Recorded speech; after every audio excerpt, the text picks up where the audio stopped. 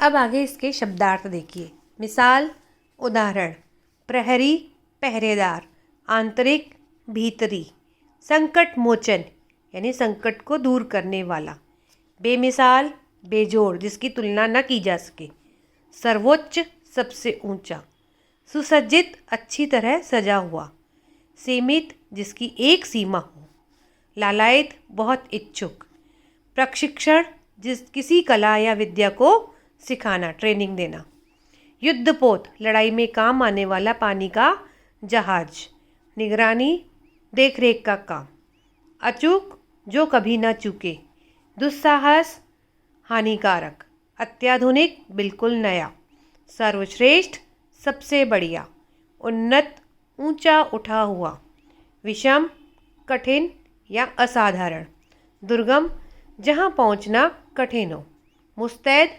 तैयार, चुस्त। आँख दिखाना, धमकाना, ये मुहावरे हैं।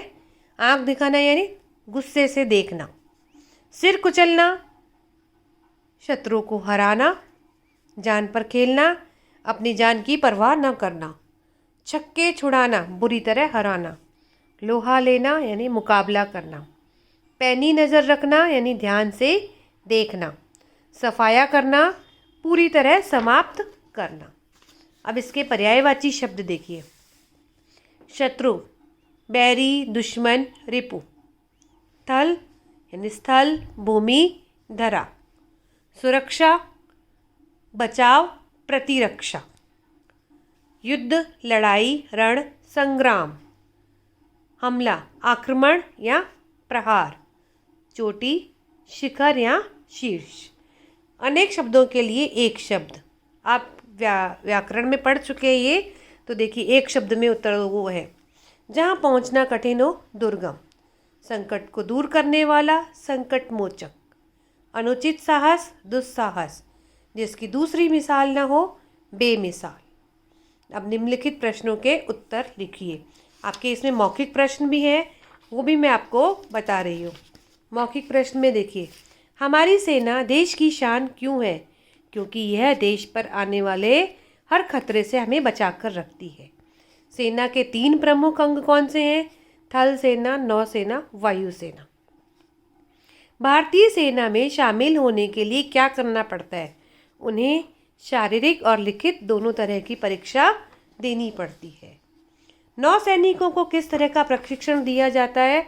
नौसैनिकों को युद्धपोत को चलाने, जल सीमा की चौकसी करने, पनडुब्बी चलाने और दुश्मनों पर हमला करने का प्रशिक्षण दिया जाता है।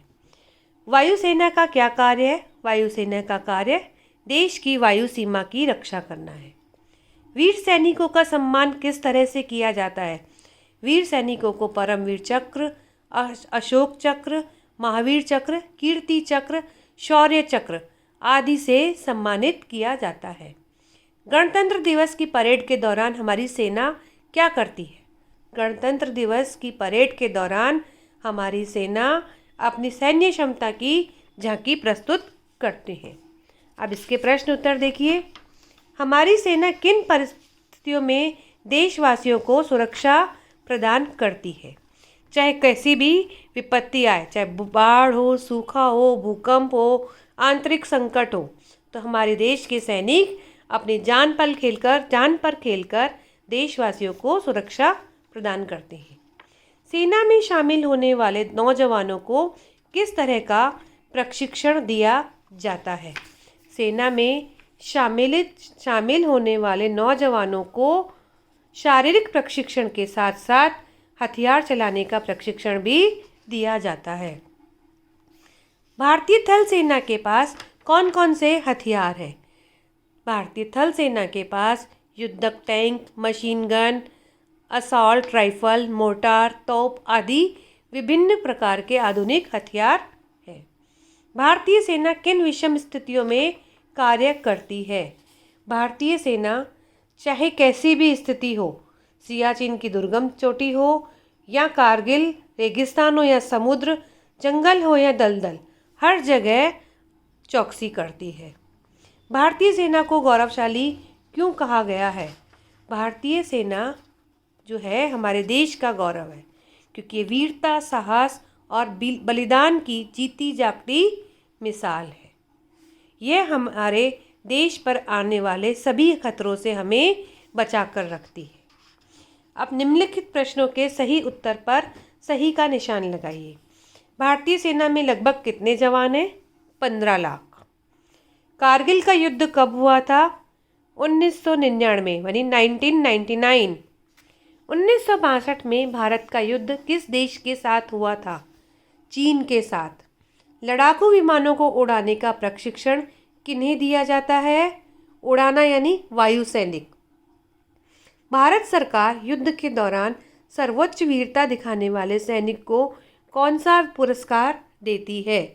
परमवीर चक्र। हमारी सेना देश पर आने वाले खतरों से हमें बचाकर रखती है। सही है या गलत? सही। भारत के राष्ट्रपति सशस्त्र बलों के सर्वोच्च कमांडर होते हैं। सही। भारतीय सेना में महिलाओं की भागीदारी नहीं है। गलत, क्योंकि आपने पढ़ा कि भारत की सेना में पुरुषों के साथ साथ स्त्रियां भी शामिल हैं। हमारे देश के नौजवानों को भारतीय सेना में रोजगार के अवसर प्राप्त होते हैं। सही।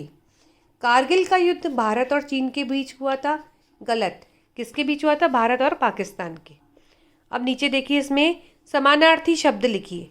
राष्ट्र, देश, शत्रु, दुश्मन, विश्व, दुनिया, नौजवान, युवक, बहादुर, साहसी, हमला, प्रहार। समानार्थी शब्द आप पढ़ चुके हैं। व्याकरण में कौन से होते हैं जो एक ही अर्थ बतलाते हैं। इसके बाद अगले पेज पर देखिए, आपको कुछ शब्द दिए हुए हैं। इसमें आपको सार्थक और निरर्थक शब्द छांट कर लिखने हैं। सार्थक शब्द कौन से होते हैं? जिनका कुछ न कुछ मतलब निकलता हो, और निरर्थक शब्द जिनका कोई मतलब नहीं निकलता। सार्थक शब्द में देखिए सेना, आँख, शांति, परीक्षा।